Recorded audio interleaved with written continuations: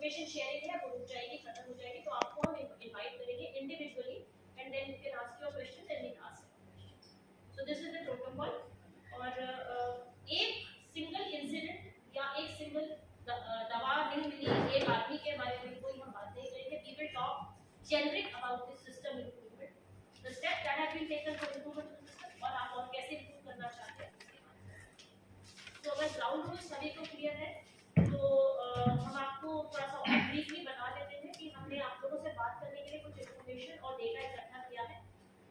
मोटे तौर पे यदि देखें तो हम इस बारे में बात करेंगे कि आज की तारीख में जीबीपंथ में क्या फैसिलिटीज हैं, मेडिकल कॉलेज आने से या होने से क्या बदलाव किए गए हैं, और उनका पूर्णतः आइलैंड के स्वास्थ्य सेवाओं पर क्या असर है। इस डेटा को कुछ अस्पताल से लिया गया है और कुछ नेशनल लेवल डेटा लिया गया है, क्योंकि सिर्फ अस्पताल का डेटा काफी नहीं है और कई बार हमें नेशनल लेवल डेटा भी लेना पड़ता है उसको ट्रैकुलेट करने के लिए, ताकि हम समझ सकें कि डेटा कितना सही आ रहा है जो अस्पताल से निकल के आ रहा है। इसके अलावा हम आपको वो जानकारी देंगे जिसे आप लोगों को पहुंचा सके कि आइलैंड और जीबीपंथ में ऐसे क्या बदलाव किए जा रहे हैं, क्या सोचे जा रहे हैं, जिस जैसे कि चाहे वो बिल्डिंग्स हो, इक्विपमेंट्स हो, दवा हो, मशीनरी हो, मैन पावर हो, जिससे कि और जो भी चैलेंजेस हम आज की तारीख में फेस कर रहे हैं उन सबको हम कैसे फेस करने के लिए सोच रहे हैं।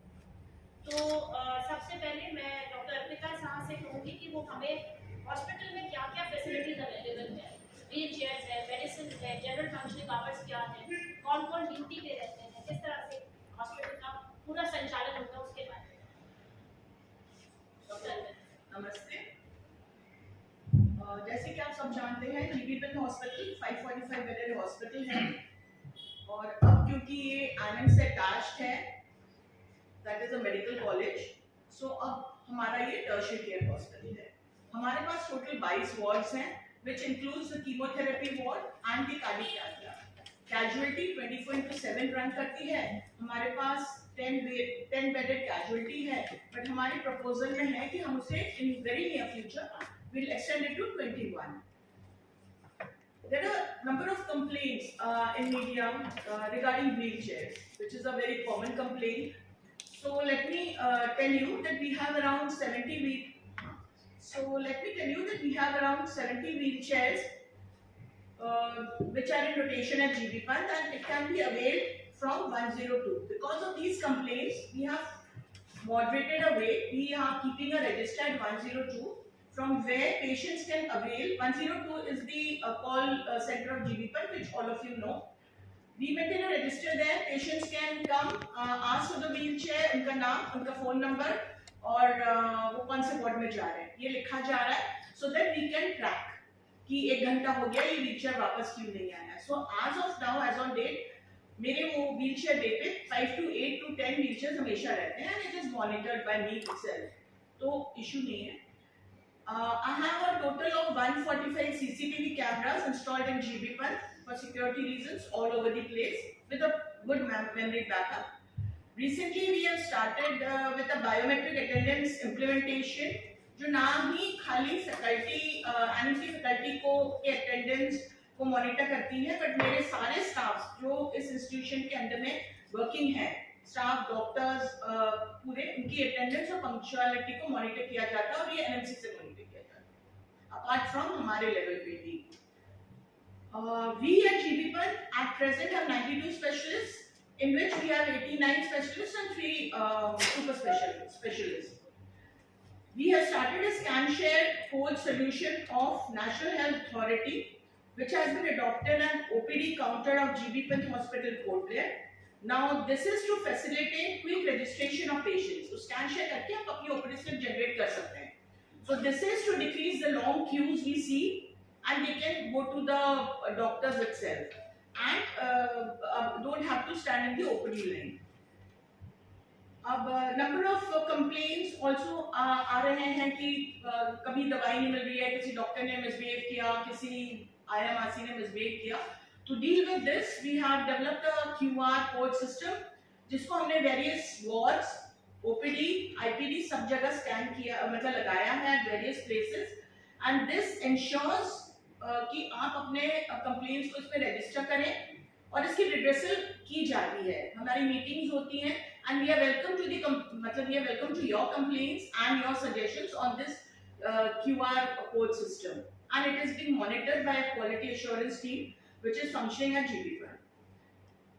अगर हम सेंसस की बात करें तो 2021 नवंबर से हमारे तक फुटफॉल ऑफ पेशेंट्स हुआ 3,94,236, which has increased to 4,57,038, say 23-24. As about the security, it has been manned by 75 security guards outsourced, and they deployed at various places at GB Fund. Recently, we have started on token system from the OPD, so that we can channelize and ensure that कोई patient या serious patient miss नहीं होता है for specialist referral. जैसे कि हम सब जानते हैं अभी बुखार का सीजन है, लेप्टोस्पायरोसिस के काफी केसेस आ रहे हैं और मिस भी हो रहे थे. So this is a very new initiative. जो OPD पेशेंट आते हैं, वार्ड पेशेंट्स आते हैं, उनका ब्लड सैंपल लिया जाता है और क्योंकि इट्स अ इन्वेस्टिगेशन प्रोसीजर, इसकी रिपोर्ट आते आते 9-10 हो जाती है.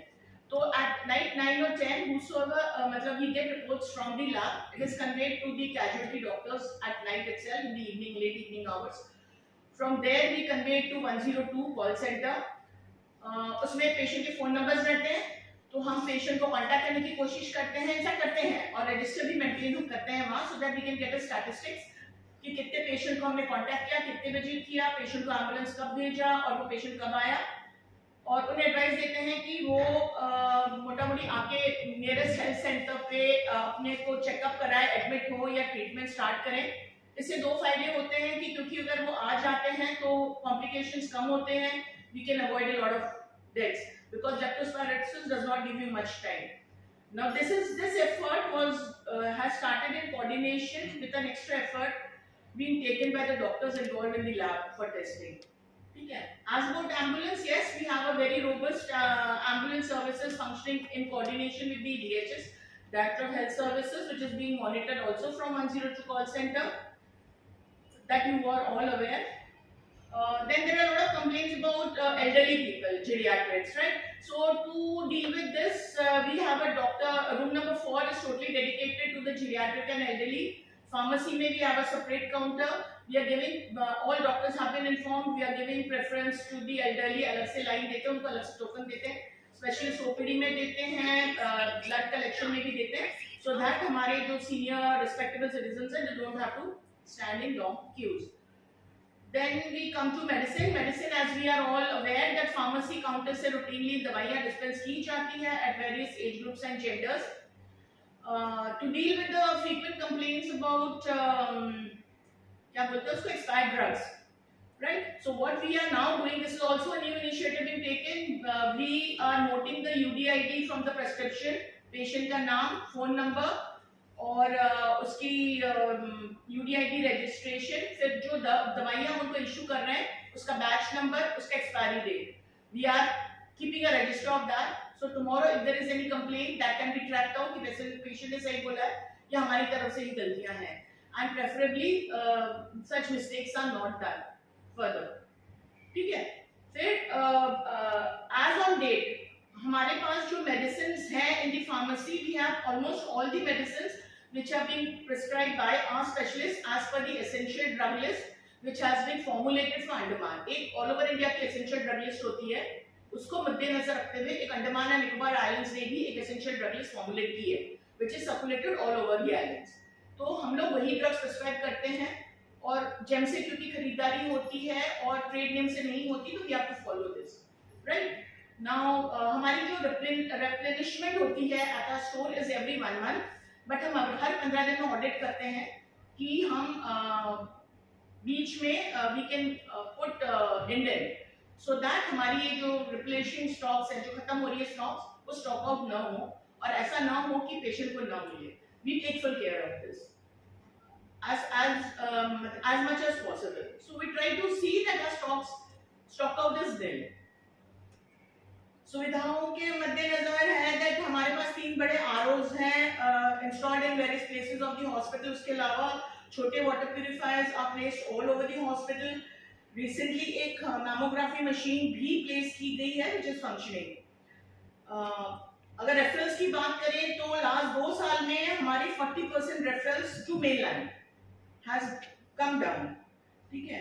एंड एक ई फार्मेसी भी चालू की गई है टू मॉनिटर्स, जिससे हमारे एडमिनिस्ट्रेटर्स कैन मॉनिटर कि हमारा कितना स्टॉक अभी है, हमें कब और इंडेंट करनी है।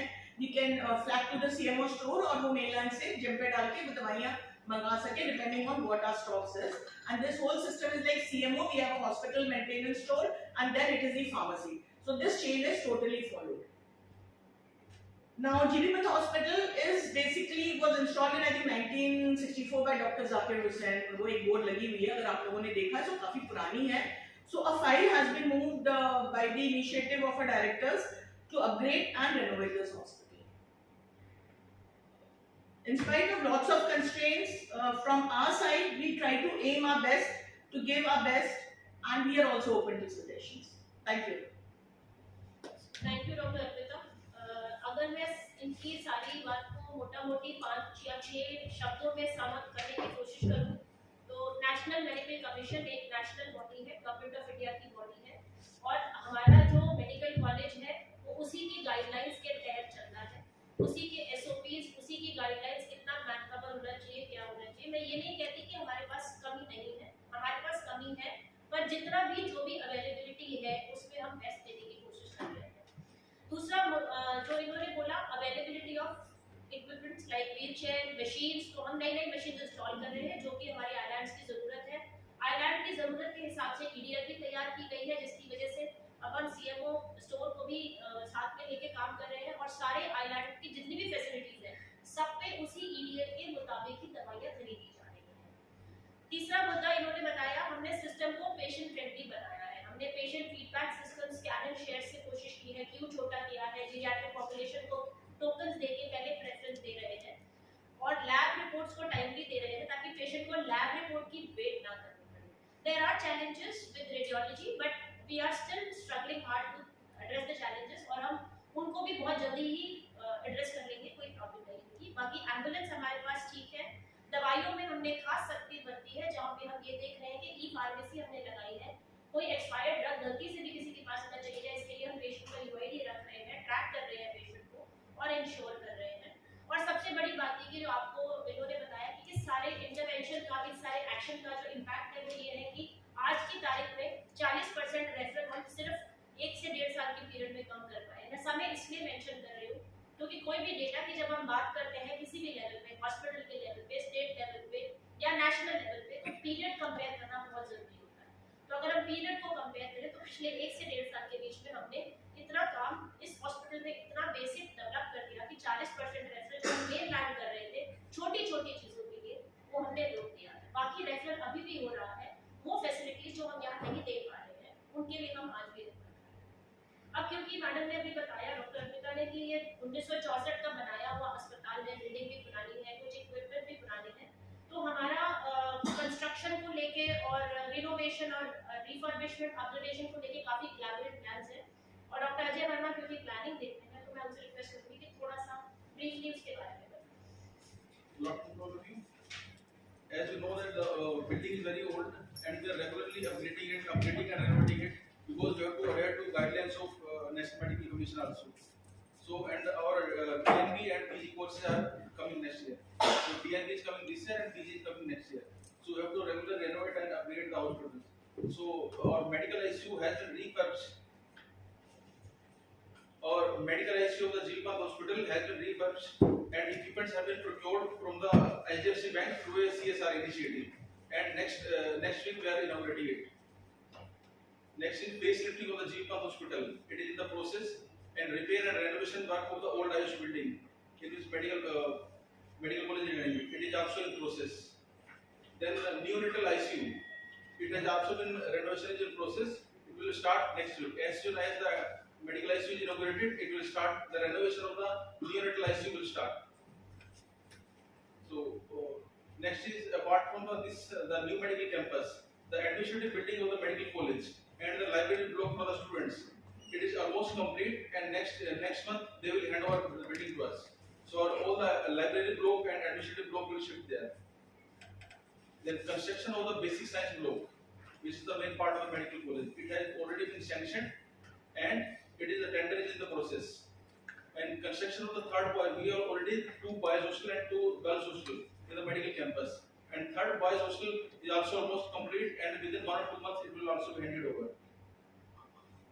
Then we have also sent a proposal to the administration for hiring a consultancy firm for the renovation and upgradation of the Jeepnath hospital, because we have PG is coming and DLP courses are coming, so we have to upgrade it to a super specialty center. So for this, we need a consultancy firm who has experience in the hospital maintenance, so they can come and assess and how to expand it this hospital. So they will work. So we also sent a proposal on the admission for this. So this is about constructions. Thank you doctor Verma. अगर हम मोटा मोटी देखें तो जो हमारे पास available facilities है खासकर बिल्डिंग के संबंध में, उनमें हमारा काम जारी है।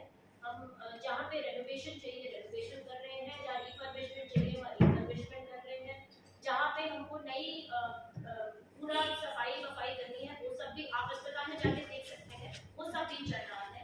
जो कॉलेज की नई बिल्डिंग का कैंपस है, हम बच्चों के रहने के लिए हॉस्टल बनाए जा रहे हैं। मुझे मालूम है कि कुछ चैलेंजेस हैं, कुछ लेक्चर थिएटर्स पुराने हो गए हैं, इसके भी इश्यूज हैं, लेकिन हम लगातार इस पे भी काम कर रहे हैं। ऐसा नहीं है कि हमको हमारे कमियां या हमारे चैलेंजेस नहीं पता है। We are working on it. हमारा जो जीबी1 वाला लेक्चर थिएटर 1 है ऑडिटोरियम, वो अंडर कंस्ट्रक्शन है, अंडर रेनोवेशन है।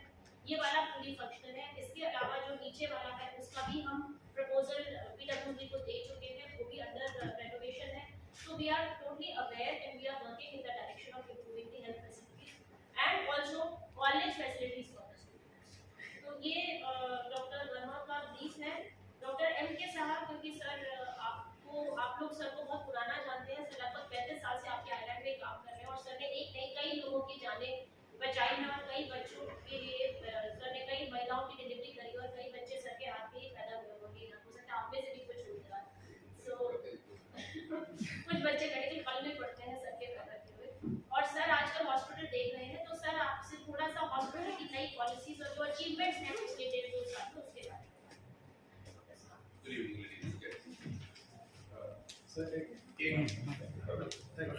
कुछ अचीवमेंट के बारे में पहले मैं आपको बोल करूं। जैसे कि एबी फिस्टुला आप सुने होंगे, ये एक किस्म की सर्जरी है, छोटी ऑपरेशन है तरह की, जबकि यहाँ हाथ में होती है, जिसके जरिए पेशेंट को डायलिसिस पेशेंट को बहुत सुविधाएं मिली है। तो वो सर्जरी के लिए हमें पहले यहाँ से मेनलैंड रेफर किया जाता था, और एक आध बार ऐसे भी हुए हम मेनलैंड से एबी सर्जन को बुलाए और यहाँ पे करवाए। लेकिन आज के तारीख में we are happy to announce we have got an assistant surgeon professor, assistant professors in the department of surgery, जो कि कॉम्पिटेंट है और जो आज के तारीख में कई सारे dozens of एबी फिस्टुला वो खुद करी है। So we are really blessed to have that surgeon.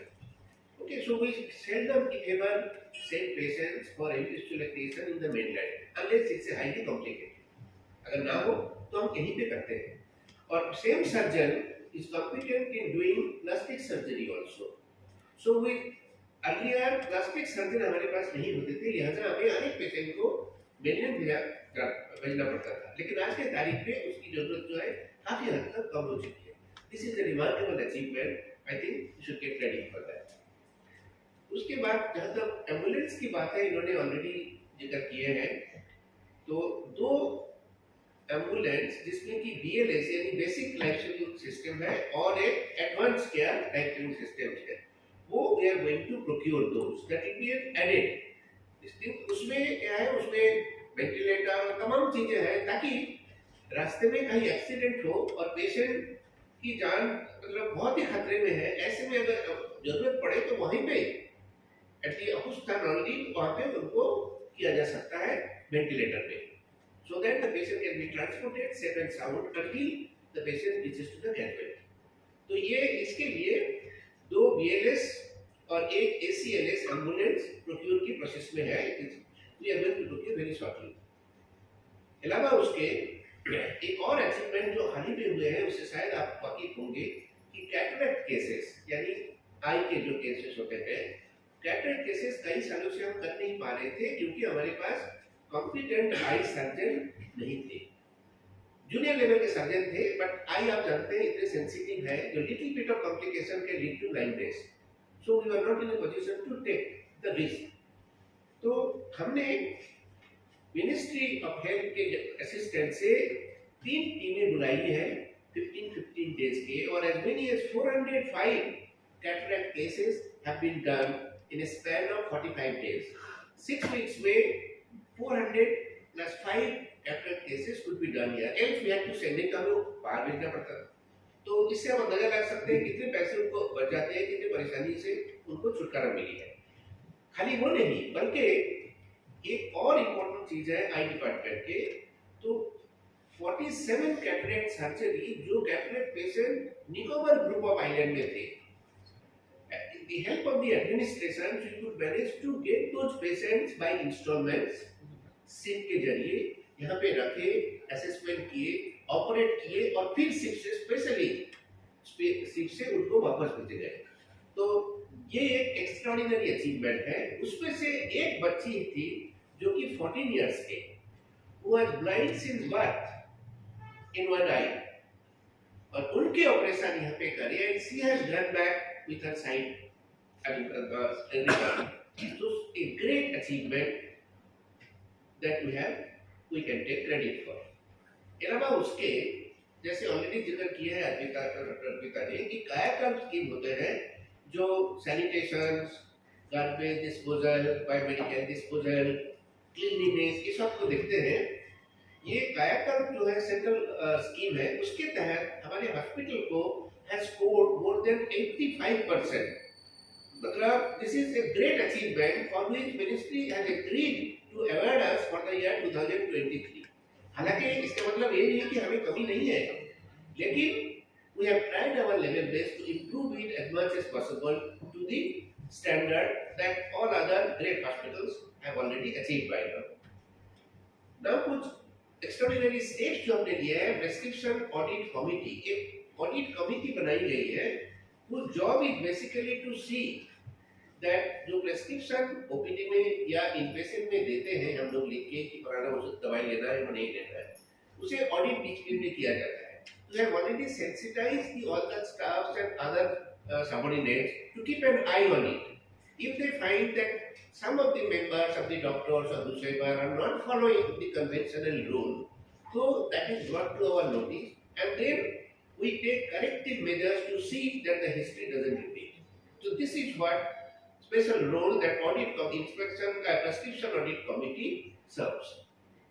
उसके अलावा जो इन्होंने ऑलरेडी बताया है पेशेंट फीडबैक सिस्टम, जिसके जरिए any patient attendant, relative, those who are unhappy with the services rendered, they are at liberty to raise the issue and bring it to us, and periodically we convey meeting in the एनिम्स, and then we see the way, and with all the head of the departments, we call, including the matron, a medical officer in charge of the OPD, so that whenever there are complaints, then we see that the complaints are duly addressed, and then in some cases we give a feedback to the patient also, because we want them not to be anonymous. They must write their name and contact number so that we can inform them much to their satisfaction as to what steps we have taken to address their issues. Okay, so that is very much there for the last well over a year and a half. It's already in place. And quality assurance cell के बारे में तो already बता दिए हैं, that is being periodically assessed. एक और new addition जो हमारे पास होने वाले हैं, जो कैजुअलिटी सर्जिकल आईसीयू और मेडिकल आईसीयू में पेशेंट भर्ती होते हैं, कई बार the conditions are so great that they are not in a position to be transferred to mainland. अगर उन्हें ट्रांसफर भी करना हो तो बहुत बड़ी दिक्कतें आती हैं, क्योंकि एरोप्लेन को मना कर देते हैं, पेशेंट इतने सीरियस है, वेंटिलेटर के साथ जा नहीं सकते हैं। इनके लिए we are already in touch with AIIMS Bhopal. They have intensivist जो expert in dealing with emergencies, तो we are going to establish a communications with them, and we will send the data, real-time data to them regarding any serious patient, and seek their opinion as to how to go about it in order to improve this thing. But this was not there earlier. This is a new initiative that is already in the pipeline, and very soon I think we will be able to establish that. That will be a great achievement depending on the number of ICU beds we have, surgical ICU, medical ICU and casualty where critically ill patients are admitted. So that we can reduce the number of deaths to the minimum. Then comes एक chemotherapy unit के बारे में तो इन्होंने already बताया है. That is a new addition that we had. पहले जो भी पेशेंट्स कैंसर के पेशेंट मिलने जाया करते थे उनके जो केमोथेरेपी दिया जाता था लिख के उनके लिए कई बार उन्हें दोबारा ऑफर करना पड़ता था एवरी 21 डेज या 1 मंथ. और हमने एक अलग से एक यूनिट खोली है जिसके head of the department of medicine is in charge of isolation ward में. वहीं पे पेशेंट को हम पेरी कीमोथेरेपी देते हैं. That is the revolutionary stage that we have introduced not very long ago, but it's a couple of months already well in it operation stage. और जैसे कि आप जानते होंगे we have got state of the art cath lab जो कि रफली 10 करोड़ के इन्वेस्टमेंट में तो बनाए गए थे. And we are lucky enough to have doctor Srikanth who was awarded the Ellis Competition Certificate last year for the extraordinary work that he has performed. उनके चलते we have been able to save many patients' life and because heart disease ऐसी बीमारी है जिससे कि patient की मौत जल्दी हो जाता है थोड़ी देर में ही unless it is attended to. Because many of the patients are so sick as not to be able to go to mainland for their treatment. So many of such lives have been saved here thanks to the cardiologist. और उसमें एक छोटी सी परिसंख्या मैं देता हूँ. Angiography, coronary angiography आज तक 621 किए गए हैं और पेरिफेरल एंजियोग्राफी होते हैं वो 12 किए गए हैं. एंजियोप्लास्टी 200 किए गए हैं अब तक. पेसमेकर्स इंसर्ट किए गए हैं एट वेरी 80 पेशेंट्स में. और कार्डियोसेंटेसिस 10 पेशेंट. कार्डियोसेंटेसिस मींस हार्ट के एक चेंबर बाहर एक बलून के अंदर होते हैं हार्ट, उसके अंदर अगर खून जम जाता है या फ्लूइड जम जाता है तो हार्ट का काम नहीं कर पाते हैं तो उसे ड्रेन करते हैं ताकि हार्ट अपने हिसाब से काम करे. एनीवे, तो ये है the remarkable achievement that we have got ever since doctor Srikanth the cardiologist has joined our department. For the last 1.5 years, I guess. 1.5 years, not more than that. That is year, maybe 1 year, just 1 year, 3 months. Okay, अभी एक hospital statistics के बारे में आपको वाकिफ करना चाहता हूँ. जो हमारे ओपीडी के स्टैटिस्टिक्स जिन्होंने और डॉक्टर ने ऑलरेडी बताया है 21-22 में 3,94,000 और 22-23 में 4,21,000 यानी इंक्रीजिंग. 23-24 जो 9 मंथ्स में 3,04,000. तो ये इस तरह से मतलब इजाफा होते जा रहे हैं धीरे धीरे. इनपेशेंट बेड के भी थोड़े फर्क है. 26,000 हुआ करते थे 21-22 में और जो कि 27,650 और 23rd से जुलाई 9 मंथ में आज तक 18,243. तो चलो स्टैटिस्टिक्स की बात है. अभी मेजर सर्जरी और माइनर सर्जरी की बात करते हैं. मेजर सर्जरी जो 21-22 में 2,127, 22-23 में it increased to 2,482 और 23-24 में it increased to 2,418 and now it is 3,224. यानी कि धीरे धीरे सर्जरी जो है नंबर बढ़ते जा रहे हैं. माइनर सर्जरी की भी इसी तरह का स्टैटिस्टिक्स है. अभी आते हैं डेथ की स्टैटिस्टिक्स पे. जो टोटल डेथ 21-22 में 746 डेथ और नवंबर 2022 टू अक्टूबर 2023 848 एंड नवंबर 23 से जुलाई तक की जो है डेट अब तक 574. अगर हम कॉज ऑफ डेथ की विश्लेषण करें तो देखते हैं ब्रॉड डेथ उसमें से 6% है 2021-22 में, 2022-23 में 4% एंड 23-24 में अब तक 4% है.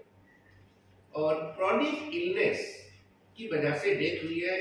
ये भी statistics just over a period increasing it from 26% to 30% and now it is 34%. Chronic illness की incidences जो है काफी हद तक ज्यादा है. और geriatric age यानी 60 years के ऊपर की डेथ में देखा गए तो as many as 45% की डेथ हुई थी 21-22 में 40% इन 22-23 और आज के तारीख में 39%। तो अगर हम ओपीडी और इनपेशेंट के कंपेयर करें तो डेथ रेट पर 1000 ऑफ ओपीडी प्लस आईपीडी 1.58 पर 1000 2021-22 में, 2022-23 में 1.9 नेग्लिजिबल है और आज के तारीख में 1.6 यानी showing a tendency towards decline. और इनपेशेंट्स की डेथ अगर देखें पर 1000 21-22 में 28.68, 22-23 में 30.66 and up till now it is 32.10। एक तो और स्टैटिस्टिक्स देके मैं खत्म करूंगा। जो कॉज ऑफ डेथ की अगर स्टैटिस्टिक्स देखे काफी हद तक सीकेडी यानी क्रॉनिक किडनी डिजीज, जिससे आप शायद वाकिफ होंगे, जिसकी वजह से तौर पे फिस्टुला बनाए जाते हैं, डायलिसिस दी जाती है रेगुलर तौर पे, उसकी फ्रीक्वेंसी 21-22 में 118 यानी 15.82% क्रॉनिक किडनी डिजीज के चलते डेथ हुए थे। 22-23 में वो 15.44 और 23-24 में भी अभी भी 17.24। और उसी तरह chronic liver disease which is another notorious disease that this particular part of the country is badly afflicted with, उसमें भी इसी तरह से डेथ होते गए। कैंसर आपके 3 जो है main, chronic kidney disease, chronic liver disease and cancer, ये main cause of head injury के भी सीजन देखा जाए तो उसी तरह रोड ट्रैफिक एक्सीडेंट दिन ब दिन बढ़ते जा रहे हैं। पॉइजनिंग के केसेस में कोई चेंजेस नहीं है, 555। लेप्टोस्पायरोसिस 11 थे 21-22 में, जो कि कब हो के 4 हो गए थे percent I am talking about 22-23 में, और अभी जो है 8% यानी इजाफा हुई है। तो एक चीज और मैं बताना चाहता हूँ, एनएफएस से डाटा होती है जिसमें कि दिखा गया है कि वुमेन कैसे ओके। तो लास्टली मैं एक चीज ऐड करना चाहता हूँ कि मैटरनल डेथ एक मोस्ट इंपॉर्टेंट वाइटल स्टैटिस्टिक्स है, जो कई बार लोगों में ये धारणा है कि हमारे यहाँ पे मदर, प्रेग्नेंट मदर अगर आते हैं तो उनकी डेथ हो जाती है, लिहाजा वो प्राइवेट में चले जाते हैं। इस तरह की एक मिसकंसेप्शन है। मैं आपको एक ईयर वाइज डेटा देता हूँ जिससे कि आप अंदाजा लगा सकते हैं। 2014 में कुल 3 डेथ हुए थे अंडमान निकोबार में, यानी 53%, जबकि कंट्री में इट वाज 2014 में नो लेस देन 200। नो, ये कैसे कैलकुलेट करते हैं?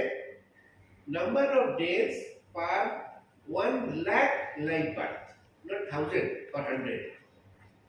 नंबर ऑफ मैटरनल डेथ यानी death as a result of pregnancy और इट्स कॉम्प्लिकेशन, उसके चलते अगर किसी के डेथ होते हैं तो वो नंबर ऑफ डेथ पर 100,000 लाइफ बर्थ इस तरह से कैलकुलेट की जाते हैं। तो ये था 53% इन 2014 में। 2015 में ये 96%, 2016 में 41%, 2017 में 106, 2018 में 85, 2019 में 155, 2020 में 151, 2021 में just 52, 2022 में 101 and 2023 में 122।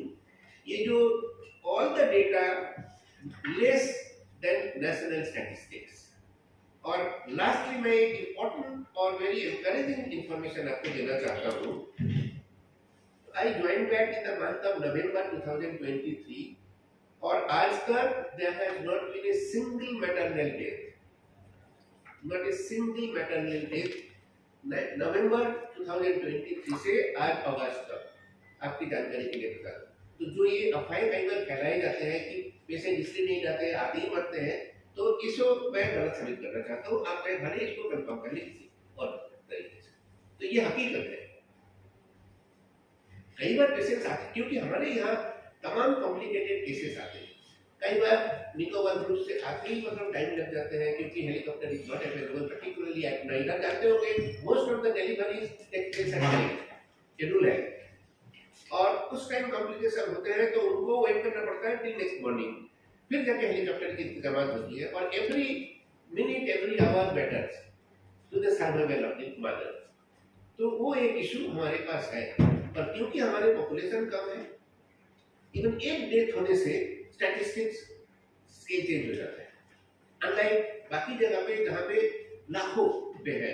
हमारे टोटल अगर डिलीवरी नंबर देखें 2014 में 5672 और 2023 में इट इज 4080, थोड़ी डिक्लाइन है। उससे भी और कम थे 2022 में 3949 और 95% मदर हॉस्पिटल या primary health centre institutional delivery होता है, अनलाइक मेनी अदर प्लेसेस जहाँ पे 60 या मैक्सिमम 70% की डिलीवरी इंस्टीट्यूट में होते हैं, बाकी 20-30% जब घर में डिलीवरी होती है वहाँ पे तो कोई उनको एक्सपीरियंस नहीं है, लिहाजा डेथ के चांसेस जो है काफी हद तक बढ़ जाते हैं। लेकिन हमारे यहाँ mostly institutional delivery or 100% of the pregnant women or mother are registered. Not a single one comes without registration. So that makes a great deal of difference. Pregnancy के दौरान हम पहले दिन से मतलब उनको मॉनिटर कर सकते हैं, और कुछ डिजीज जो प्रेगनेंसी के चलते खास होते हैं तो उन्हें हम निगरानी रख सकते हैं और उसे समय रहते हुए उसे कंट्रोल करते हैं या टर्मिनेट करते हैं प्रेगनेंसी, ताकि ये और बढ़े। So that's all for today. Thank you so much. I give it back to Madam. Thank you, Dr. Saha. So if we very briefly talk about what Dr. Saha said, so Dr. Saha ने हमें बताया कि जो patient dialysis के हमारे अस्पताल में आते हैं या किसी भी हमारे, सिर्फ एक अंडमान निकोबार ही एक ऐसी जगह है पूरे देश में जहाँ पीएचसी लेवल पे भी डायलिसिस होती है और कहीं भी नहीं होती है पूरी कंट्री में।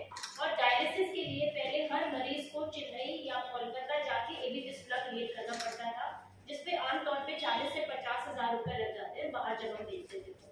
आज के दिन पे ये सारी सर्जरीज हम अपने जीवन में खुद कर रहे हैं और पेशेंट से 1 रुपया लिए बगैर।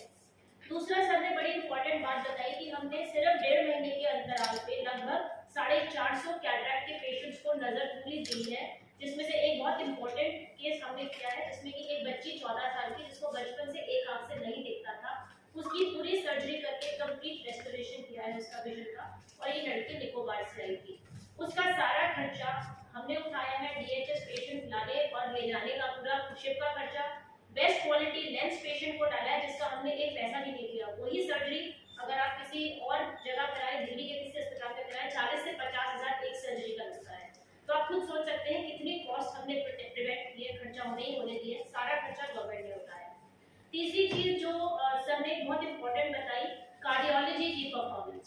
अगर आप देखें तो हमने आज की तारीख में लगभग 80 पेसमेकर लगाए हैं, जिसमें से कुछ इंट्राकार्डियक डिफिब्रिलेटर्स भी लगाए हैं, जिसकी एक डिफिब्रिलेटर की कीमत लगभग 5 लाख है, और पेशेंट से हमने 5 का पैसा भी नहीं लिया है। जबकि अगर आप मेनलैंड में जाते हैं, किसी भी अच्छे सेंटर में लगवाते हैं तो 6 से 8 लाख का खर्चा पर पेशेंट आता है।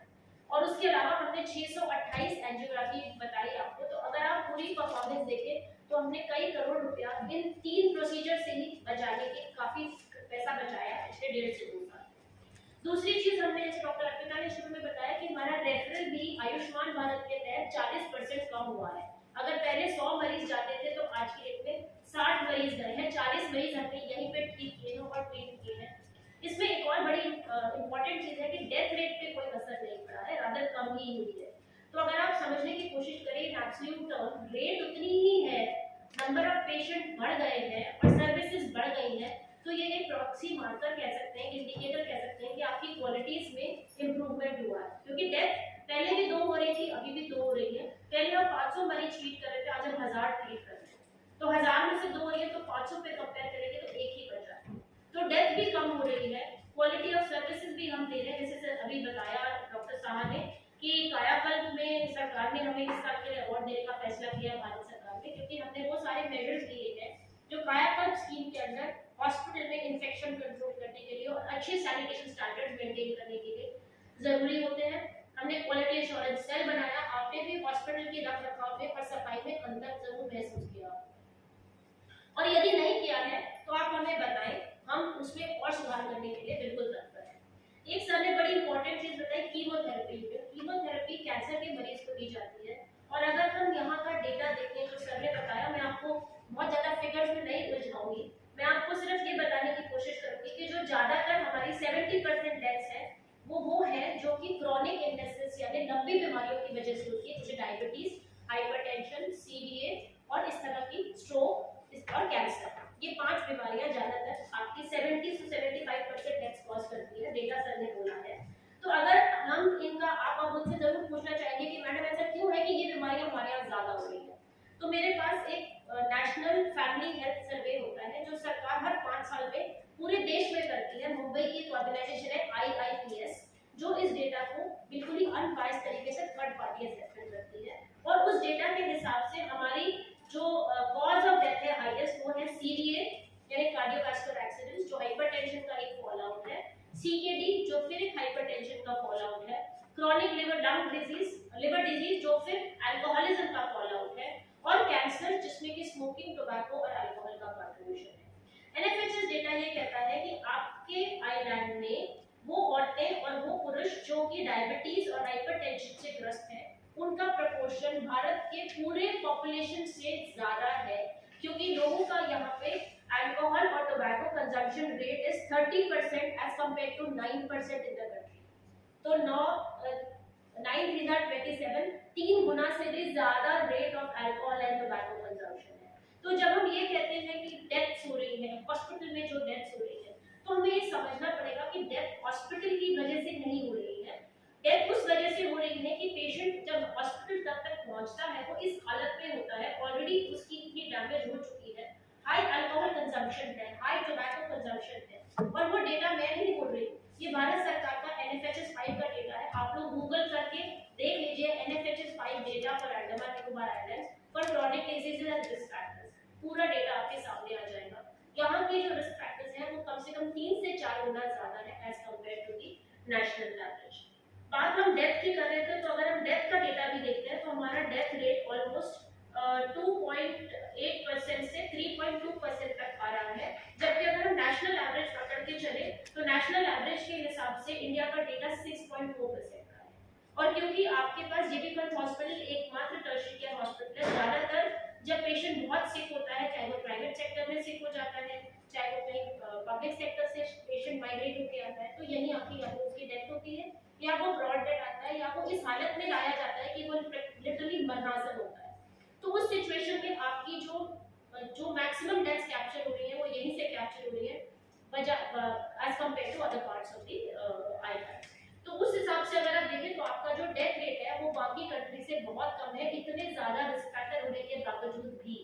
तो उसका कारण यही है कि आपका हेल्थ सिस्टम काफी रोबस्ट है, आपकी peripheral health facilities government of India के नॉर्म से कहीं बेटर प्लेस्ड है। अगर गवर्नमेंट ऑफ इंडिया कहती है 5000 पे एक पीएचसी बनाइए, तो आपके पास 2500 पे पीएचसी, 2000 पे पीएचसी है, तो आपको बहुत सारे एडवांटेजेस भी यहाँ पे मिल रहे हैं।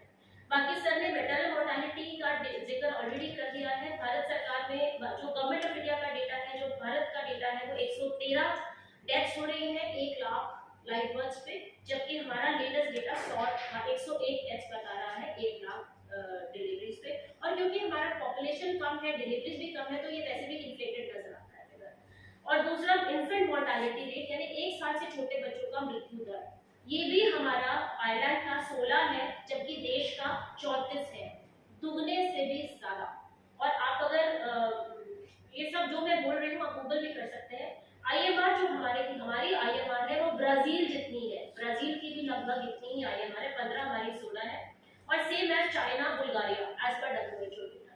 तो हमारे यहाँ जो IMR का स्टैंडर्ड है, और IMR बच्चे का जो डेथ है या जो माँ की डेथ है वो हॉस्पिटल की कंडीशंस को दर्शाती है डायरेक्टली, क्योंकि बच्चा अगर बीमार हुआ तो अस्पताल ही आएगा, उससे तो घर में आप ट्रीट नहीं कर पाएंगे, या फिर आपकी आशा जो न्यूबॉर्न केयर वगैरह है वो सारा। तो ये सारा आपका हेल्थ सिस्टम रोबस्टनेस दिखाता है। तो ये तो हुआ मोटा मोटी डेटा की बात। और डेटा है आप मेरे से ले सकते हैं, नहीं तो आप गूगल से भी निकाल सकते हैं। हॉस्पिटल का डेटा हम आपको देने को तैयार है। आप NFHS 5 टाइप करेंगे तो आपको अंडमान का सारा डेटा मिल जाएगा। उसके अलावा जो HR वाला इशू है, क्योंकि कोई भी अच्छा अस्पताल तभी चल सकता है जब आपके पास अच्छे डॉक्टर्स हो और अच्छा मैन पावर हो। आपको नर्सेस चाहिए, डॉक्टर्स चाहिए, टेक्नीशियंस चाहिए। तो हमने HR इश्यूज को बिल्कुल हेड ऑन फेस किया है और हमने यहाँ पे पहले डॉक्टर 1 साल के लिए कॉन्ट्रैक्ट पे आते थे, 5 साल के लिए किया है।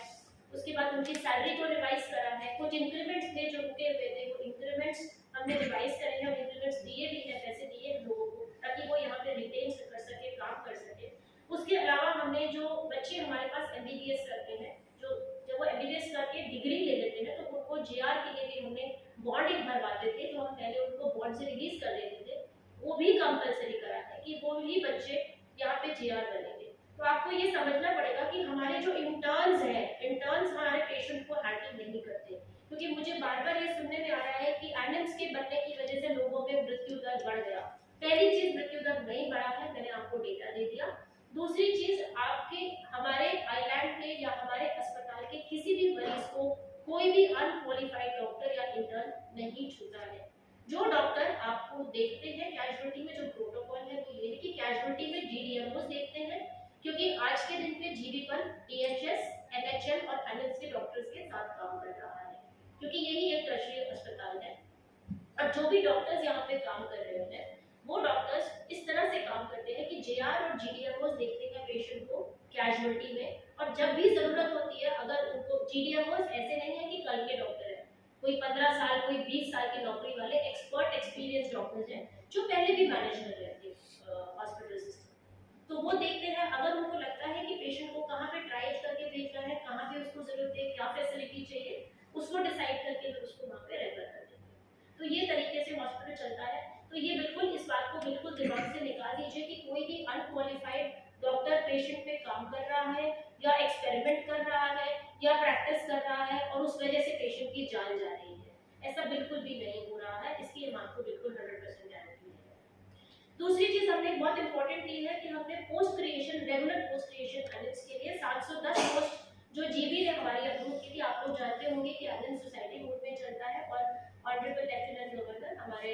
प्रेसिडेंट हैं और CS हमारे वाइस प्रेसिडेंट हैं गवर्निंग बॉडी के, और उसमें हमने 710 पोस्ट क्रिएट कराई थी, जिसके RRs बना के भारत सरकार को भेज दिए गए हैं और रेगुलर पोस्ट क्रिएट होने की प्रक्रिया जारी है भारत सरकार से। जैसे ही वो रेगुलर पोस्ट क्रिएट होंगी, रेगुलर डॉक्टर आने लगेंगे, तो वैसे भी फिर जैसे हमें अभी चिंता रहती है कि 50% एट्रिशन है, हमने पिछले 1 साल में 137 डॉक्टर रखे, जिसमें से आज की डेट में सिर्फ 90 है हमारे पास, 45 छोड़ के चले। तो वो वाली इशू भी खत्म हो जाएगी, क्योंकि रेगुलर लोग आने लगेंगे, रेगुलर डॉक्टर आएंगे, तो वो यहाँ टिक के काम करेंगे और आप लोगों की सेवा भी लगेगी।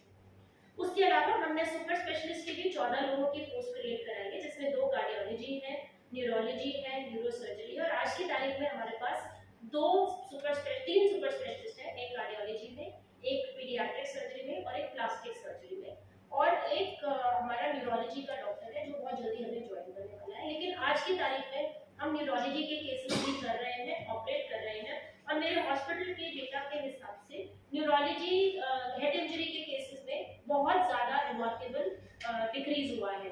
21-22 में जहाँ 17 डेथ्स हुई थी, 23-24 में वहीं सिर्फ 4 डेथ्स हुई है हेड इंजरी केसेस में। और आप लोग जानते हैं कि आपके आइलैंड में एक्सीडेंट्स और रोड ट्रैफिक इंजरीज बहुत सारी होती हैं, और ये बहुत ही हार्टिंग फिगर्स हैं। आपका ऑलमोस्ट नील रह गया है, जहाँ 3%, 2.5% से तकरीबन, अगर 100 एक्सीडेंट में से 2.5 लोग मर रहे थे, तो आज के दिन में 100 में से आधा आदमी, आधा ही नहीं कहना चाहिए, 200 में से हम एक कह सकते हैं, आधी की डेथ हो रही है, क्योंकि हम न्यूरो सर्जिकल प्रोसीजर भी यहाँ पे कर रहे हैं आज की डेट में। तो ये इस डेटा के बारे में था। उसके अलावा हमने कुछ नई फैसिलिटीज भी और क्रिएट कराने की कोशिश की है, जिसमें कि हमने एक BSc नर्सिंग के लिए कॉलेज बनाने का भारत सरकार को प्रपोजल दिया है, जो हमारा अप्रूव हो चुका है, और वो BSc नर्सिंग के कॉलेज अगले साल से शुरू हो जाएगा। एक हमने स्टेट अलाइड हेल्थ काउंसिल का प्रपोजल बनाया है, काउंसिल बना रहे हैं यहाँ पे, जिसमें कि आपके टेक्नीशियंस, पैरामेडिकल स्टाफ, जो सपोर्ट स्टाफ हॉस्पिटल्स में काम करते हैं, वो भी रजिस्टर हो सकेंगे, और वो पूरी काउंसिल सेपरेटली काम करेगी। उसके अलावा हमने एक नर्सिंग कॉलेज के अलावा हमने और क्या बनाया है, अनपेड इंटर्नशिप्स करवा रहे हैं बच्चों को, ताकि बच्चे भी सीख सके। तो हम उसमें भी गवर्नमेंट ऑफ इंडिया में पार्टिसिपेट कर रहे हैं प्रोग्राम में, इसमें स्किल बिल्डिंग कर रहे हैं हम लोगों की। DNB कोर्सेज के लिए हमने अप्लाई किया था 5 कोर सब्जेक्ट्स में, anaesthesia, paediatrics, general medicine, internal medicine, general surgery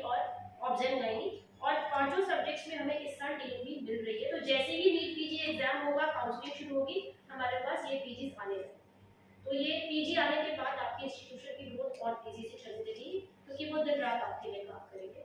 और बाकी सब्जेक्ट्स में पीजी के लिए हमने अगले साल के लिए अप्लाई करा है। तो अगले साल का नीट के साथ में 2025-26 का जब नीट होगा तो आपके पास बाकी सब्जेक्ट्स में पीजी आने लगेंगे। एक छोटा सा डेटा और बस मैं आपके साथ शेयर करूंगी, फिगर्स में नहीं जाऊंगी, लेकिन 2022 के बरस तक अगर 2024 में देखें तो आपके कॉलेज के परफॉर्मेंस में लगभग दुगना इजाफा हुआ है। जहां 2022 में कुल 59% बच्चे पास हो रहे थे एमबीबीएस में, आज के दिन पे 93% बच्चे पास हुए। तो जो क्वालिटी ऑफ एजुकेशन भी हम देने की कोशिश कर रहे हैं वो बिल्कुल एमएमसी नेशनल स्टैंडर्ड से मीट करती हुई दे रहे हैं और बिल्कुल at par with the other good medical colleges दे रहे हैं। हमारे कुछ बच्चे वो भी हैं जो नीट पीजी क्वालिफाई करते हैं एम्स और अच्छे मेडिकल कॉलेजेस मैमसी दिल्ली हर जगह पे रेडियोलॉजी जैसे अच्छे सब्जेक्ट में पोस्ट ग्रेजुएशन करने जा रहे हैं। अब हमें मोटिवेशन ये रखनी है कि जो हमारे बच्चे यहाँ से पढ़ के बाहर जाके पीजी कर रहे हैं वो वापस आके हमारे आइलैंड में सर्व करें, तभी बात बनेगी और तभी फायदा होगा मेडिकल कॉलेज होने का। और आज की डेट में हमने लगभग 500 स्टूडेंट्स यहाँ से एमबीबीएस करके बाहर भेज दिए हैं और कुछ यहाँ भी काम कर रहे हैं। और इस साल से हम मैंडेटरी जेआर शिफ्ट करवाएंगे सब जगह पे, जो हेल्थ फैसिलिटीज में भी सर्व करेंगे। पहली क्वालिफिकेशन सेरेमनी आप लोग जानते हैं हमने लास्ट ईयर ही की थी और 3 बैचेस को इकट्ठे हमने एमबीबीएस की डिग्री अवार्ड। इसके अलावा एनएम्स के डॉक्टर्स बाकी आइलैंड में भी काम कर रहे हैं, जिसमें डीएचएस और एनएम्स मिल के आरबीएस के कैंप्स में काम करता है बच्चों के लिए। हम अपोलो चेन्नई के साथ टारगेट कर रहे हैं, जिसमें हम आयुष्मान भारत में पैसा दे रहे हैं जिन बच्चों को दिल की बीमारी होती है जन्म से, कार्डियक सर्जरीज के लिए। हम सुसाइड प्रिवेंशन पे काम कर रहे हैं, क्योंकि अंडमान का सुसाइड रेट 3 गुना है भारत में टोटल सुसाइड रेट से। उसके लिए हमने एक कंपटीशन बिल्ड करके कुछ भारत सरकार से आईसीएमआर से पैसा भी लाया है। एक मेंटल हेल्थ के लिए भी टेलीमानस एक स्कीम है जिसके अंडर एनएम्स के डॉक्टर्स काम कर रहे हैं प्रोग्राम डिवीजन के साथ, एनएचएम के साथ मिलकर। और बाकी इंटर डिपार्टमेंट कोलैबोरेशन भी हम कर रहे हैं, जिसमें हम ट्राइबल वेलफेयर के साथ काम कर रहे हैं, जहाँ पे हमारे डॉक्टर्स ट्राइबल एरियाज में जाके सर्विसेज दे रहे हैं, ऑगीज वाले एरियाज में, जारवा वाले एरियाज में नैको के साथ काम कर रहे हैं एचआईवी पेशेंट्स के ऊपर, सोशल वेलफेयर के साथ काम कर रहे हैं for destitute people and department of education के साथ काम कर रहे हैं। ये टोटल काम है फिजियोथेरेपी देने के लिए काम कर रहे हैं सोशल वेलफेयर के साथ, जो बच्चे फिजियोथेरेपी रिक्वायर करते हैं। तो ये टोटल आइलैंड्स का पिछले 2 साल का डेटा मैं आपके सामने लेकर आई हूँ। और अगर आपके कुछ सवाल होंगे तो हम डॉक्टर सुजा के कुछ कमेंट्स ले लेते हैं, क्योंकि मैडम का कंट्रीब्यूशन बहुत ज़्यादा इंपॉर्टेंट है। डायरेक्टरेट ऑफ हेल्थ सर्विसेज सारे हेल्थ फैसिलिटीज के ऊपर एक बॉडी होती है, हर स्टेट में होती है, यहाँ पे भी है, एपेक्स बॉडी है। और इस तरह से मैडम उसको देखती हैं तो मैडम की जिम्मेवारी जीवीपंथ के लिए बिल्कुल बनती है और बढ़ जाती है। और मैडम बखूबी उस जीवीपंथ की जिम्मेवारी को निभा रही है। अच्छे से अच्छी मशीन लाने की मैडम कोशिश कर रही है। सीटी स्कैन मशीन का हमारा चल रहा है, वो मैडम खरीद रही है। एमआरआई मशीन है, दवाइयाँ हैं, हर तरह की दवाई में क्वालिटी मेंटेन हो रही है। डॉक्टर सुनील भी हमारे साथ है जो सीएमओ स्टोर है, हम चेक कर रहे हैं क्वालिटी। तो ऐसी कोई भी दवा हमारे पास नहीं है जिसको मारने से या सुआ लगाने से वो मरीज मर जाता है। ये हम भी बड़ा कॉमनली सुन रहे हैं कि जीवीपंथ में जाके इंजेक्शन मत लगाइए नहीं तो पेशेंट मरेगा। ऐसी कोई दवा हम नहीं खरीदते जिसको लगाने से पेशेंट की डेथ हो जाए। कोई दवा ऐसी न खाने की है ना लगाने की है जिससे कि पेशेंट की डेथ हो जाए। हम महंगी से महंगी एंटीबायोटिक्स, महंगी से महंगी दवाइयाँ कैंसर के इलाज के लिए खरीदते हैं, लेकिन उनमें कोई भी ऐसी दवा नहीं है जिसको लगाते पेशेंट 5 मिनट के अंदर उसकी डेथ हो जाए, अगर पेशेंट बिल्कुल हेल्दी आ रहा है। तो डॉक्टर सुजा से मैं रिक्वेस्ट करती हूँ कि मैम के अगर कुछ कमेंट्स हैं नहीं तो फिर हम आपके क्वेश्चन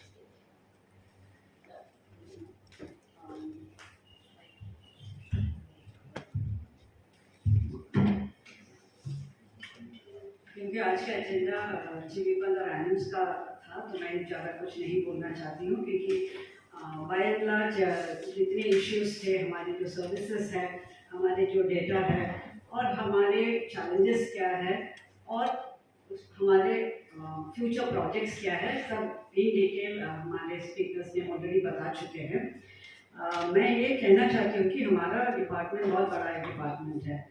हमारे एक टर्शरी केयर हॉस्पिटल है, इसके अलावा 2 डिस्ट्रिक्ट हॉस्पिटल्स हैं, 22 प्राइमरी हेल्थ सेंटर्स हैं, 126 सब सेंटर्स हैं all over, 5 urban health centres हैं और एक आयुष हॉस्पिटल है। तो इतना बड़ा एक एस्टैब्लिशमेंट है हमारा। और हमारा यही प्रयास रहता है कि हम इन सभी इंस्टीट्यूट्स में, इन सब सेंटर से लेके ऊपर डिस्ट्रिक्ट हॉस्पिटल तक हमारी सर्विसेज बेहतर करें। आप सब जानते हैं कि कोई चीज़ स्टैटिक नहीं होता है, इट्स एन ऑनगोइंग प्रोसेस। हमारी कुछ सर्विसेज हम दे रहे हैं, कुछ कमियाँ ज़रूर है, चाहे वो बिल्डिंग की रेनोवेशन एंड रिपेयर्स हो, चाहे नई बिल्डिंग्स बनानी है, नई सब सेंटर्स खोलनी है, नई PHCs खोलनी है, तो ये सब हमारा फ्यूचर प्रोजेक्ट्स है। इसके अलावा HR लेके भी आपको पता है कि हमारी बहुत दिक्कतें होती थी, डॉक्टर्स को रिटेन करना, और बीच में रिक्रूटमेंट नहीं होते थे करके हमारे स्टाफ नर्स और बाकी अन्य जो स्टाफ है उनकी भी शॉर्टेज हुआ करती थी। बट अभी रिक्रूटमेंट की वजह से हम काफ़ी हद तक इन पोस्ट को फिल कर पाए हैं। हाँ, बट ये है कि प्रमोशंस होते रहते हैं और रिटायरमेंट्स होते रहते हैं, तो ये एक ऑनगोइंग प्रोसेस है कि अभी हमारे पास फिर वैकेंसी आई है, तो उन वैकेंसीज को फिर हम टेस्ट एग्जाम्स कंडक्ट करके उसको फिल करेंगे।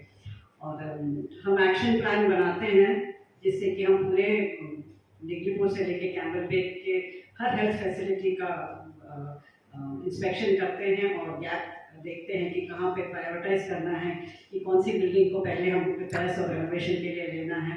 तो ये हम पूरी तरह से साल भर के लिए प्लान करते हैं, और ये प्लानिंग हम अपने लेवल्स में सिर्फ नहीं करते हैं, जो डिस्ट्रिक्ट प्लानिंग कमीशन कमेटी होता है तीनों डिस्ट्रिक्ट में, उनके साथ बैठ के डिस्कस करके ही ये प्लान्स करते हैं, क्योंकि फंड का क्रंच तो रहता ही है। ऐसा नहीं है कि हम जितने बिल्डिंग करना चाहते हैं उतना हम एक साल में कर पाएंगे, तो हमारे जितने फंड्स हैं उसके हिसाब से हम उसको प्रायोरिटाइज करते हैं कि हम किसको जो बहुत ही ख़राब है उसको प्रायोरिटी दें और उसको ठीक करें। तो ये हमारा प्रयास है। दवाई का तो बता दिया है, जो दवाई जीवीपन में मिलता है, हमारा प्रयास है कि वो हर PHC तक भी हम पहुंचा सके। और जीवीपन को डिकंजेस्ट करने के लिए हमने ये भी निर्णय किया है कि जो भी दवा यहाँ मिलती है, वो चाहे वो हाइपरटेंशन का हो, चाहे डायबिटीज़ का हो, चाहे उसी के लिए जो दवाइयाँ देते हैं, तो इन सब के दवाई के लिए उनको जीवीपन आना पड़ता था। तो ये हमने ऑलरेडी इंस्ट्रक्शन दिया है कि हर PHC अगर वहाँ पे उनके रेगुलर पेशेंट है जो ये दवाइयाँ खाते हैं, तो ज़रूर इंडेंट डाल के वो दवा मंगाएं, ताकि स्टोर से उनको भी इश्यू किया जाएगा, ताकि पेशेंट को इतना दूर नहीं आना पड़े। क्योंकि बहुत बार साइकेट्री की दवाई स्पेशली आउट स्टेशन में उनको लगता है कि जब तक साइकेट्रिस्ट नहीं देखेगा तो उनको साइकेट्री की दवाई नहीं मिलेगी। तो हमने ये भी किया है कि साइकेट्रिस्ट खुद पेशेंट को एसेस करके उनके प्रिस्क्रिप्शन में लिख देते हैं कि अब 3 महीना इसी दवाई को कंटिन्यू करो, या जितने भी दिन साइकेट्रिस्ट एडवाइस करते हैं, तो उसके बाद ही रिव्यू के लिए आना है। तो हम ये डायरेक्शन देते हैं कि ये दवाइयाँ जहाँ पे जो भी PHC में वो रेगुलरली दवा देते हैं वहाँ पे उसको इश्यू किया जाए, ताकि उनको ये दवाई या वहीं पे अपने PHC में मिल जाए, उनके लिए उनको जीवीपन ना आना पड़े। तो ये छोटी छोटी कदमें हैं हम जो देते हैं। इक्विपमेंट्स का भी उसी तरह हर PHC में हम कोशिश करते हैं कि बेसिक इक्विपमेंट्स हम दे सकें। जो ब्लड टेस्ट होते हैं या बायोकेमिस्ट्री होता है, बाकी सेल काउंटर्स होते हैं, वो देते हैं। इसके अलावा जो CHCs में हम थायराइड फंक्शन टेस्ट करने का भी देते हैं।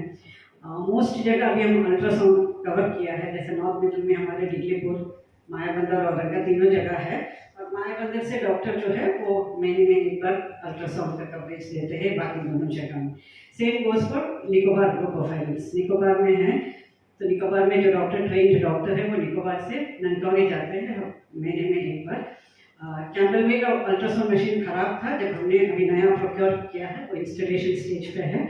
जब वहाँ पे इंस्टॉल हो जाएगा तो यही डॉक्टर महीने में एक बार कैम्बल में भी कवरेज देंगे। और साउथ एंड में तो ऑलरेडी कवर्ड है। हम हडबे और स्वराजदीप में भी हमारी कोशिश है, क्योंकि दोनों जगह में हमारे अल्ट्रासाउंड मशीन्स हैं, तो हम यहाँ से डॉक्टर्स को डिप्यूट करते हैं महीने में एक बार कि वहाँ भी अल्ट्रासाउंड का कवरेज दें। और डायलिसिस हम जानते हैं कि हमारी ये कोशिश थी कि स्टेप वाइज, फेज वाइज हम सब जगह डायलिसिस पहुँचा पाए। तो हमने डिस्ट्रिक्ट हॉस्पिटल से शुरू किया, फिर हमने CHCs में डाल दिया है, तो अब हम PHC लेवल में आए। तो हम क्योंकि स्वराजदीप बहुत ही टूरिस्ट फुटफॉल्स ज़्यादा है और वहाँ का डिमांड भी था, तो हमने फर्स्ट PHC है जो स्वराजदीप, जहाँ पे हमने डायलिसिस फैसिलिटी शुरू किया है। और आपको सुनकर ये भी खुशी हो कि बहुत सारे टूरिस्ट आते हैं जो ऑलरेडी डायलिसिस पे है, तो वो पहले से खबर लेके आते हैं कि हम हैवलॉक जाने से, फुटब्लॉक में तो है ही ये फैसिलिटी, अगर हम हैवलॉक जाते हैं और हमारा ड्यू रहता है तो हम कर पाएंगे कि नहीं। तो ऐसे टूरिस्ट भी है जो स्वराजदीप में डायलिसिस फैसिलिटी को अवेल किया है। हमारा नेक्स्ट है कि आरकेपुर में हम एक डायलिसिस फैसिलिटी लगा रहे हैं, मशीन्स आ गए हैं, अब इंस्टॉलेशन स्टेज में है, शीघ्र ही हम उनका भी उद्घाटन करेंगे और सर्विसेज शुरू करेंगे। तो ये छोटी छोटी प्रयास हम करते हैं कि ताकि सब जगह हमारे सर्विसेज को हम बेहतर बना सके। हम नहीं कहते हैं कि हम परफेक्ट हैं, कोई भी परफेक्ट नहीं है, एक बड़ा सिस्टम है, बहुत बड़ा एक हेल्थ इंस्टीट्यूशन है जिसमें बहुत सारे चैलेंजेस हैं, बट चैलेंजेस के अंदर रहते हुए भी हमारा यह प्रयास है कि हम हमारे आइलैंड्स को, क्योंकि मैं इस आइलैंड में ही हूँ, मैं यहीं पे बिलोंग करती हूँ, मैं जन्म यहीं पे ली हूँ, पढ़ी लिखी यहीं पे हूँ, तो यहाँ पे इतने साल से मैं सर्विस दे रही हूँ। तो मेरा यही प्रयास है कि अगर हम इस पोस्ट में रह के मैं अगर हमारे हेल्थ सर्विसेज को बेहतर बना सके तो उससे ज़्यादा खुशी या sense of feeling of achievement इससे ज़्यादा कुछ नहीं हो सकता है। तो हमारा प्रयास जारी रहेगा और आप लोगों से भी यही उम्मीद करती हूँ कि हमने जो क्रॉनिक डिसीजेस की जो बात की है जिसकी वजह से डेथ होने ज़्यादा है, तो आपके मीडिया के थ्रू हम इसके अवेयरनेस क्रिएट करें कि अल्कोहल का प्रॉब्लम जो है, टबैको का जो प्रॉब्लम है और बाकी लाइफस्टाइल डिसीजेस का जो प्रॉब्लम है, तो आप लोग उसमें एक्टिवली पार्टिसिपेट करके ये अवेयरनेस आपके ज़रिए आप कर सकें ताकि हम अपने आइलैंड्स को इन सब से हम थोड़ा मुक्त कर सकें। Thank you.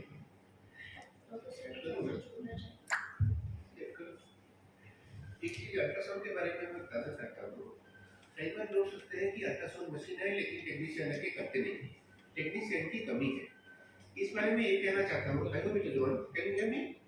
हां, अल्ट्रासाउंड एक मशीन है जहाँ पे टेक्नीशियन नहीं होती है। नंबर 1, अल्ट्रासाउंड सिर्फ ट्रेन डॉक्टर ही कर सकते हैं। उसमें से 3 किस्म के डॉक्टर हैं जो एंटाइटल्ड है अल्ट्रासाउंड करने के लिए। एक है जो रेडियोलॉजी में डिग्री हासिल किए हैं, एमडी डिग्री या डिप्लोमा, और एक है गायनेकोलॉजिस्ट, और थर्ड है जनरल ड्यूटी मेडिकल ऑफिसर, यानी जिन्होंने खाली एमबीबीएस की है लेकिन उनके लिए शर्त यही है कि उन्हें 6 महीने की ट्रेनिंग लेनी होती है एक बोनाफाइड सेंटर में। उसके बाद एक एग्जाम ली जाती है, टेस्ट ली जाती है, उसे पास करने के बाद उनको सर्टिफिकेट मिलते हैं, दे क्वालिफाइड टू डू अल्ट्रासाउंड। ये अल्ट्रासाउंड में ये बंदी से इसलिए है क्योंकि आप जानते होंगे फीमेल फीटिसाइड के बारे में सुना होगा, जो प्रेगनेंसी होते ही सेक्स टेस्ट करते हैं, देख लेते हैं कि सेक्स है, फीमेल है तो उसे टर्मिनेट कर एबॉर्शन करा देते हैं। इसके चलते बाकायदा एक एक्ट भी बनी हुई है जिसे पीसीपीएनडीटी एक्ट बोलते हैं। तो इसलिए ये सारी पाबंदियां हैं। तो हमारे कई जगह पे अल्ट्रासाउंड मशीन तो मुहैया कराए गए, लेकिन हमारे पास आज के तारीख में ट्रेन मेडिकल ऑफिसर की कमी है। रेडियोलॉजिस्ट भी जाते हैं तो बारी बारी जैसे ही उनके रोस्टर भी बने हुए हैं उन्हें एक एक जगह पे भेजा जाता है। तो ये एक जो है मैं आपको वाकिफ करना चाहता हूँ कि टेक्नीशियन नहीं होते इसके लिए। लाइक ईसीजी के लिए टेक्नीशियन, एक्सरे के लिए टेक्नीशियन करते हैं, लेकिन ultrasound machine can be done only by a trained doctors and none else. Thank you.